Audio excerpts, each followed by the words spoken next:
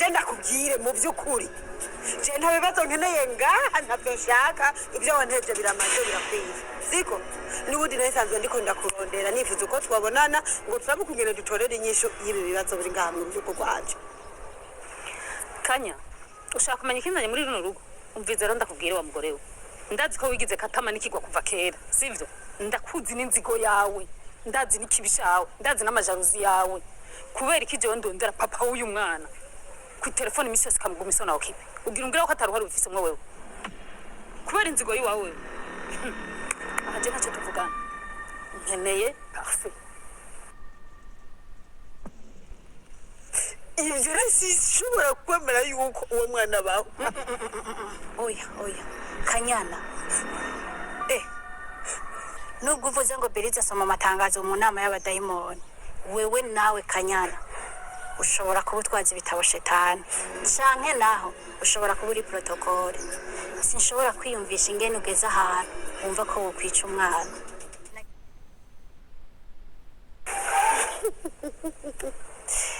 Mukama ivyo vyonyene ivyo nivyo vyari bitumye usiturira kwa kugi mu kwinjira mani ivyo ni bito ivyo dusangiye birakomeye gusumba ivyo sha idupfubusa je ntari bijyanje reka ntora agatelefone aho ndagasize hama dutelefone uwo mugabo wacu tumubaza aho ahagaze kuri izi mpande zine z'iki kuko ntakuraraje iki gihugu cacu akizi ni gito nta mupaka araza nawe reka ndamuhamagaraze agutunganirize adutunganirize si amahoro gatuze ntidupfa ubusa mwana wa mama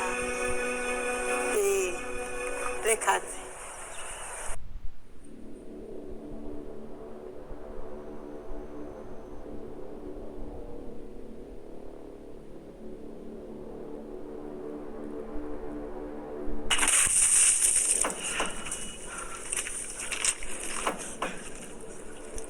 urabona watsinziwe subira uvuge subira urakomeye neza mu mutwe uri umusazi cyane urabona ibintu ngiri urazi ko nshaka kukugira ikintu kibigakanya ukazocicuza ubuzima bwawe bwose ntibinyuzwe reka ndakongera kandi gasiripurize mfite udusipurize twinshi ngaho inama twatuye muri filime yacu ya Kamuna y'uno munsi canke y'ubuherutse twabonyemo neza ko ari impanuro nyinshi bivuye ku ngo mu mashengero abakozi b'Imana kubavugishwa eka ku bintu ibyo aribyo byose eka haba no ku bavyeyi twabonye ko MIRELLE yagarutse muri ino filime ariko agarukana ubwoba abuvuga ko abavyeyi badakwiye kwivanga mu by'abana kuko biboneka neza ko abana bateba bagatinya abavyeyi bakifuza no kubahunga imwe rero mu mpanuro twakwiye muri ino filime ya partie 4 niyi reka mubanze mwumve ku bakozi b'Imana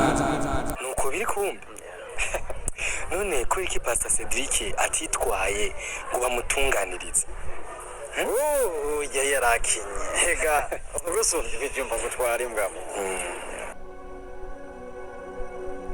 baca umugani mu kirundi bati akarenza umunwa kaba karenza impinga ivyo biravuga kuri ino filme biravugwa kuri ino mpanuro tukuye muri ino filme aho bavuze ngo Pastor Cedric kubera ko ataje yitwara ngo bamutunganirize ubundi aravuga ati oya ujye ntego ushobora kwitwara kuko arakenye ibi babivuze batumbereje ku mashengero kuko ibi ubibona ngaha canke ubyumva ngaha ariko ibi bintu mu kibano canke aho mushengera nuko biba biri ndani mwe mudashobora kubimenya hagiye abo batimonogoza ariko hari aho byama byabaye ko twarumvise nka Adventiste bagwanye twarumvise nk'ishengero rya Emmanuel bagwanye bagakubitana twarufise amashengero henshi kandi tubonesha amaso ibintu byabaye ukumva naka bamwatse ishengero kandi ishengero ryari gwiwe bivuye kuko usanga ibyo ari karakora bitajanye n'ibyo bashaka bo bishakira kuvuga ngo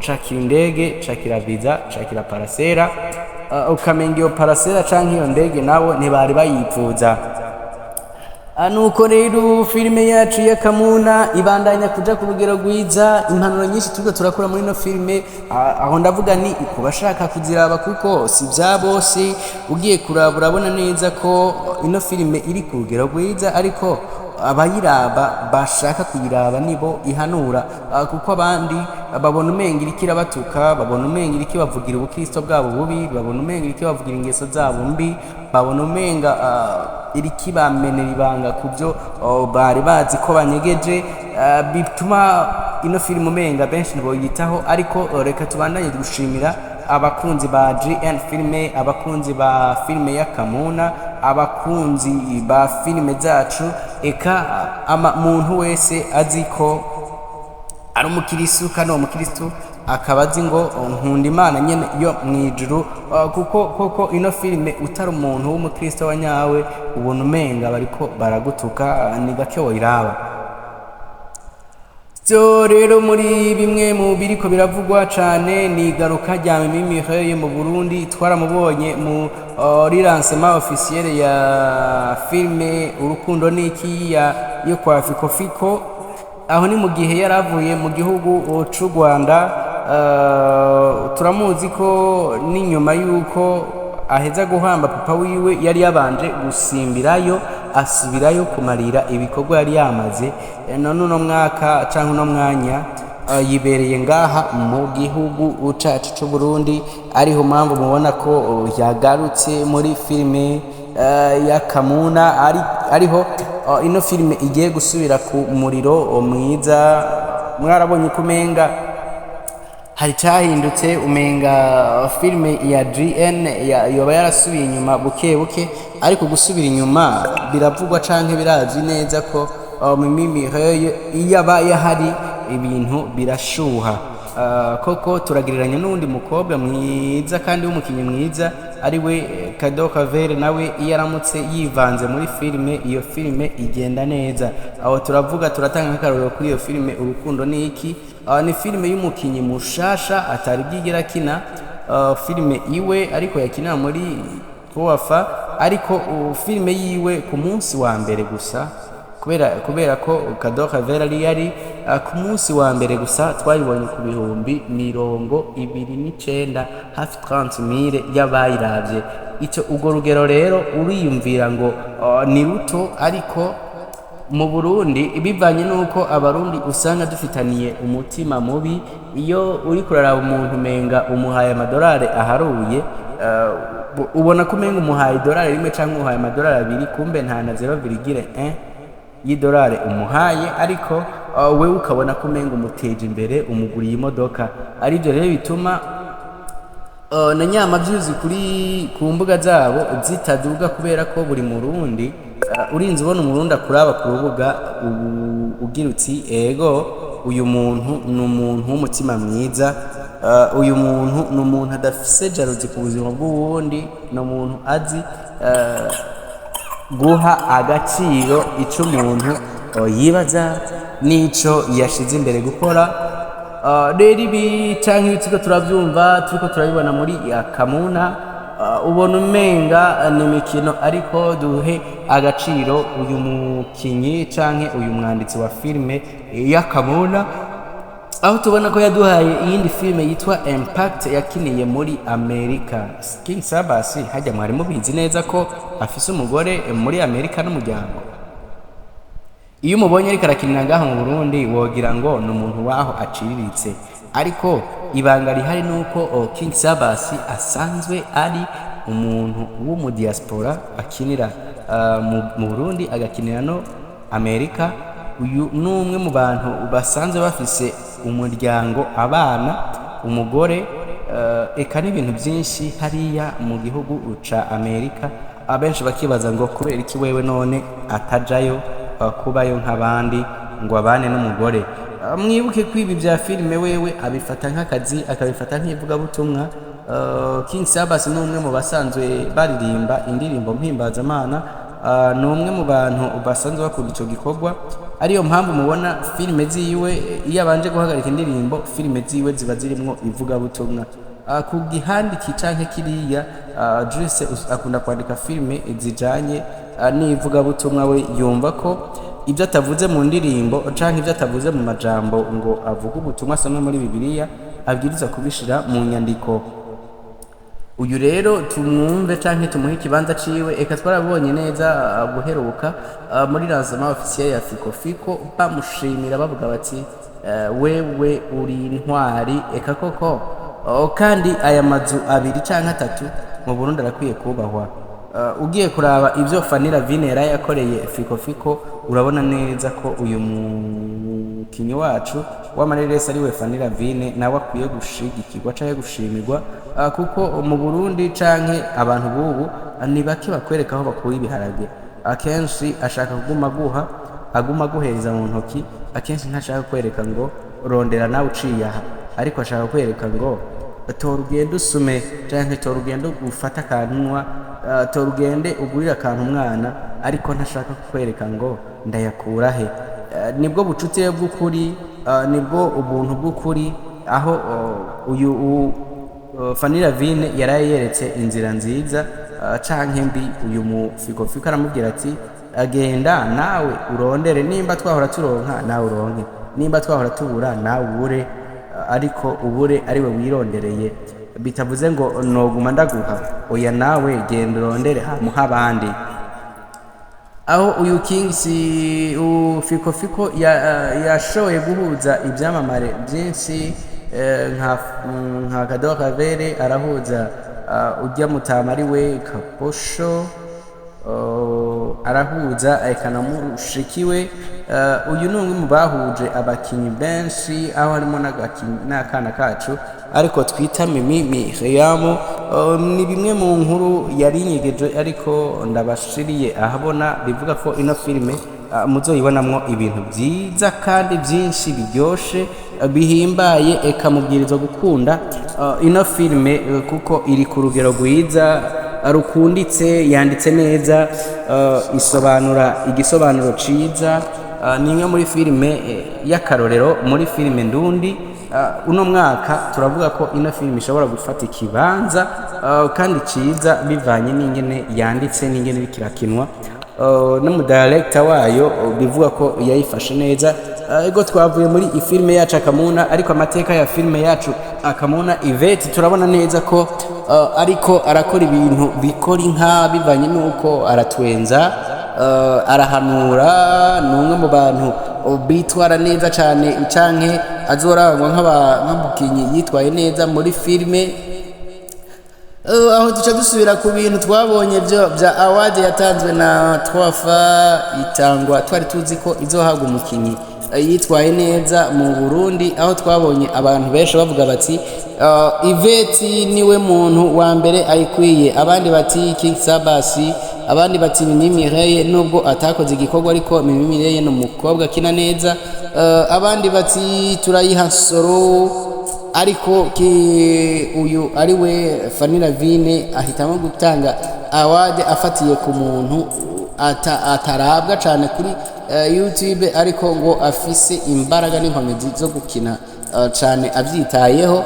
Aribyo byatumye bivuga ngo kubera iki Sami yoreka gushigikirwa mu gihe tubona ko adacika intege mu byo akora, buri kanya yama ariko aragwana, yiruka, asubira, agira gute, ariko mu gihe n'abantu batakimwitaho.